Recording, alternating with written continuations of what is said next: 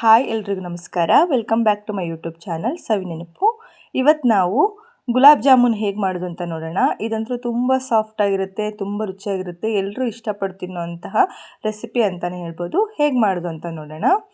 ನಾನಿಲ್ಲಿ MTR gulab jamun mix 175 ಗ್ರಾಮ್ದು packet ತೊಗೊಂಡಿದ್ದೀನಿ. ಇದನ್ನು ಒಂದು ಬೌಲಿಗೆ, ಮಿಕ್ಸಿಂಗ್ ಬೌಲಿಗೆ ಹಾಕ್ಕೋತಾ ಇದ್ದೀನಿ. ಇಲ್ಲಿ ಒಂದು ಗ್ಲಾಸಲ್ಲಿ ಅರ್ಧದಷ್ಟು ಹಾಲು ಮತ್ತು ಅರ್ಧದಷ್ಟು ನೀರು ಸೇರಿಸ್ಕೊಂಡು ಇಟ್ಕೊಂಡಿದ್ದೀನಿ. ಸ್ವಲ್ಪನೇ ಹಾಕ್ಕೊಂಡು ಸಾಫ್ಟಾಗಿ ಕಲಿಸ್ಕೊತಾ ಮಿಕ್ಸ್ ಮಾಡ್ಕೋತೀನಿ. ತುಂಬ ಗಟ್ಟಿಯಾಗಿ ಕಲಿಸ್ಕೋಬಾರ್ದು, ಬೆರಳಲ್ಲೇ ಕಲಿಸ್ಬೇಕು. ನಿಧಾನಕ್ಕೆ ಸಾಫ್ಟಾಗಿ ಕಲಿಸಿದಷ್ಟು ಗುಲಾಬ್ ಜಾಮೂನ್ ತುಂಬ ಸಾಫ್ಟ್ ಆಗ್ತವೆ, ಇಲ್ಲ ಗಟ್ಟಿ ಆಗಿಬಿಡ್ತವೆ. ಈ ಥರ ಸ್ವಲ್ಪನೇ ಹಾಲು ಸೇರಿಸ್ಕೊಂಡು ಸಾಫ್ಟಾಗಿ ನಾದ್ಕೋಬೇಕು, ಹಾಗೆ ಬೆರಳಲ್ಲೇ.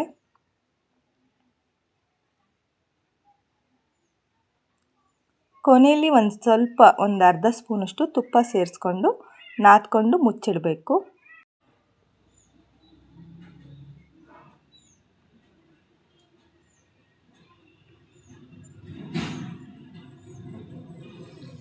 ಒಂದು 10 ನಿಮಿಷ ನೆನೆಯಕ್ಕೆ ಬಿಡೋಣ. ಈಗ ಒಂದು ಪ್ಲೇಟ್ ಮುಚ್ಚಿಟ್ಟು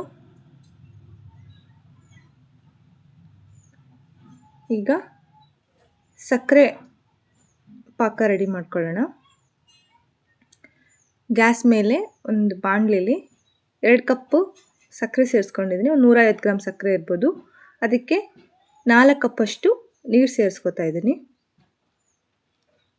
ಪಾಕ ಬರೋ ಅವಶ್ಯಕತೆ ಇಲ್ಲ. ಒಂದು 5 ನಿಮಿಷ ಚೆನ್ನಾಗಿ ಕುದಿಸ್ಬಿಟ್ರೆ ಮೀಡಿಯಮ್ ಫ್ಲೇಮಲ್ಲಿ ಸಾಕಾಗುತ್ತೆ. ಇದಕ್ಕೆ ಈಗ ಒಂದು 3 ಏಲಕ್ಕಿನ ಜಜ್ಜಿ ಹಾಕ್ಕೊಂಡಿದ್ದೀನಿ.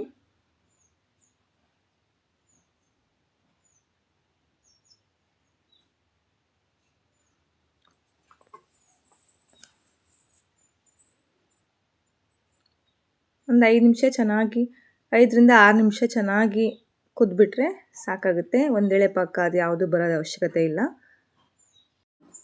ಒಂದು 5ರಿಂದ 6 ನಿಮಿಷ ಚೆನ್ನಾಗಿ ಕುದಬೇಕು. ಕುದ್ಮೇಲೆ ಕೊನೆಯಲ್ಲಿ ಒಂದು 5-6 ಹನಿ ನಿಂಬೆಹಣ್ಣನ್ನು ಸೇರಿಸ್ಕೊಂಡು ಗ್ಯಾಸ್ ಆಫ್ ಮಾಡಿ ಮುಚ್ಚಿಡಬೇಕು. ನಿಂಬೆ ಹನಿ ಹಾಕೋದ್ರಿಂದ ಸಕ್ಕರೆ ಗಟ್ಟಿ ಆಗಲ್ಲ ತಣ್ಣಗಾದ್ಮೇಲೆ. ಈಗ ಮುಚ್ಚಿಟ್ಬಿಡೋಣ. ಒಂದು 10 ನಿಮಿಷ ಆಗಿದೆ, ಚೆನ್ನಾಗಿ ನೆಂದಿದೆ ಹಿಟ್ಟು. ಈಗ ಉಂಡೆಗಳು ಮಾಡ್ಕೊಳ್ಳೋಣ. ಸ್ವಲ್ಪ ಕೈಗೆ ತುಪ್ಪ ಸವರ್ಕೊಂಡು ಸ್ವಲ್ಪನೇ ಹಿಟ್ಟು ತೊಗೊಂಡು ಒಂದು ಗೋಲಿ ಆಗೋವಷ್ಟು ಹಿಟ್ಟು ತೊಗೊಂಡ್ರೆ ಸಾಕಾಗುತ್ತೆ. ಇದು ಸೈಜು ಡಬಲ್ ಆಗುತ್ತೆ ಸಕ್ಕರೆ ಪಾಕ ಹೀರ್ಕೊಂಡ್ಮೇಲೆ. ತುಂಬ ಒತ್ತಿ ಮಾಡೋಕ್ಕೆ ಹೋಗ್ಬಾರ್ದು. ಸ್ವಲ್ಪನೇ ಹಿಟ್ಟು ತೊಗೊಂಡು ನಿಧಾನಕ್ಕೆ ರೌಂಡ್ ಶೇಪ್ ಮಾಡ್ಕೋಬೇಕು. ಶೇಪ್ ಒಂಚೂರೂ ಹಾಳಾಗಬಾರ್ದು. ನೀಟಾಗಿ ರೌಂಡ್ ಶೇಪ್ ಬಂದರೆ ಸಕ್ಕರೆ ಪಾಕ ಹೀರ್ಕೊಂಡ್ಮೇಲೆ ಜಾಮೂನ್ ಒಡೆದೋಗಲ್ಲ. ಈ ಥರ ಸ್ವಲ್ಪನೇ ತೊಗೊಂಡು ಎಲ್ಲದನ್ನೂ ಮಾಡಿಟ್ಕೊಂಡಿದ್ದೀನಿ. ಒಂದು 35 ಆಗಿದ್ದಾವೆ ಇವೀಗ. ಒಂದು ಗ್ಯಾಸ್ ಮೇಲೆ ಎಣ್ಣೆ ಕಾಯಕ್ಕಿಟ್ಟಿದ್ದೆ. ಎಣ್ಣೆ ಚೆನ್ನಾಗಿ ಕಾದ್ಮೇಲೆ ಗ್ಯಾಸ್ನ ಲೋ ಟು ಮೀಡಿಯಮ್ ಫ್ಲೇಮಲ್ಲೇ ಕಾಯಿಸ್ಕೋಬೇಕು. ತುಂಬ ಹೈ ಫ್ಲೇಮ್ ಇಟ್ಕೊಂಡ್ಬಿಟ್ರೆ ಬೇಗ ಹೊರಗೆಲ್ಲ ಸೀದೋಗ್ಬಿಡ್ತವೆ, ಒಳಗೆ ಬೆಂದೇ ಇರಲ್ಲ. ಗ್ಯಾಸ್ನ ಕಡಿಮೆ ಮಾಡಿಕೊಂಡು ಇವಾಗ ಒಂದೊಂದನ್ನೇ ಜಾಮೂನ್ ಉಂಡೆನ ಹಾಕ್ಕೋತಾ ಇದ್ದೀನಿ. ಒಂದು ಸಾರಿಗೆ ಒಂದು 15 ಹಾಕ್ಕೊಂಡಿದ್ದೀನಿ.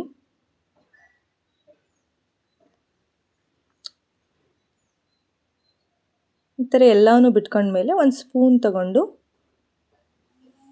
ಚೆನ್ನಾಗಿ ತಿರುಗಿಸ್ಬೇಕು, ಎಲ್ಲ ಕಡೆ ಚೆನ್ನಾಗಿ ಬೇಯೋ ಹಾಗೆ ಬಿಟ್ಬಿಟ್ರೆ ಒಂದು ಕಡೆ ಬೇಯುತ್ತೆ, ಒಂದು ಕಡೆ ಬೇಯೋದೇ ಇಲ್ಲ.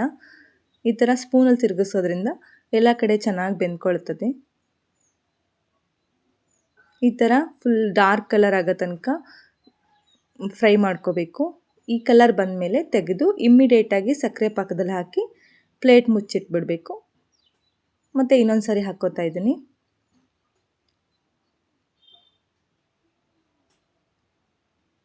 ಇನ್ನೂ ಚೆನ್ನಾಗಿ ಕಂದು ಬಣ್ಣ ಬರೋ ತನಕ ಫ್ರೈ ಮಾಡಿಕೊಂಡು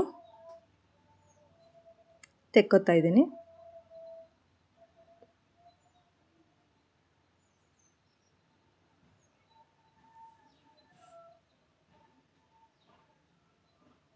ನೋಡಿ ಈಗ ಇವು ಆಗಿದ್ದಾವೆ. ನೋಡಿ ಇವು ಚೆನ್ನಾಗಿ ಬೆಂದಿದ್ದಾವೆ. ಈಗ ತೆಗೆದು ಮತ್ತೆ ಅದೇ ಸಕ್ಕರೆ ಪಾಕಕ್ಕೆ ಸೇರಿಸ್ಕೊತಾ ಇದ್ದೀನಿ. ನೋಡಿರಿ ಫ್ರೈ ಮಾಡ್ಕೊಳ್ಳೋ 5 ನಿಮಿಷದಲ್ಲೇ ಎಷ್ಟು ದೊಡ್ಡವಾಗಿದ್ದಾವೆ ಜಾಮೂನ್ ಅಂತ. ನೋಡಿರಿ 5 ನಿಮಿಷಕ್ಕೆ ಎಷ್ಟೊಂದು ದೊಡ್ಡವಾಗಿದ್ದಾವೆ ಜಾಮೂನು. ಈಗ ಹಾಕಿರೋವನ್ನ ಕೆಳಗೆ ಬರಂಗೆ ಮಾಡ್ಕೋಬೇಕು. ಒಂದು ಸ್ಪೂನಿಂದ ಈ ಥರ ಎಲ್ಲ ಜಾಮೂನ್ಗೂ ಸಕ್ಕರೆ ಪಾಕ ನೀಟಾಗಿ ಸೇರ್ಕೊಳ್ಳೋ ಹಾಗೆ ಮಾಡ್ಕೋಬೇಕು. ಕೆಳಗಿನ ಮೇಲೆ ಮೇಲಿನ ಕೆಳಗೆ ಮಾಡ್ಕೋತಾ ಇದ್ದೀನಿ. ಒಂದು ಸ್ಪೂನ್ ತಗೊಂಡು ಈ ಥರ ಮಾಡಿ